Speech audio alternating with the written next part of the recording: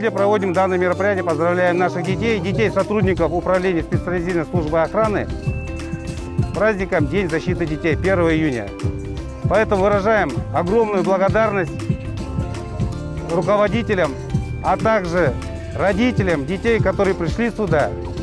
И есть возможность у нас провести данное мероприятие вместе с нашими детьми, порадоваться и сделать им праздник.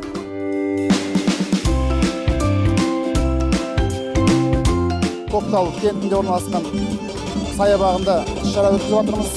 Саябақтың жоспары ол балаларымызға бүгінгі бір күн сәт болса да сыйлық, қуаныш, мереке сыйлау.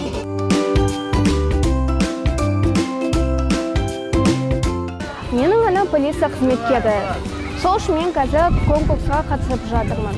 Бейбітшілік өмір туралы тақырыпқа бізде сурет салсын деді. Мен сол үшін табиғатты салдым. Себебі біз осы табиғатты аялап, жақсы көргіміз келеді.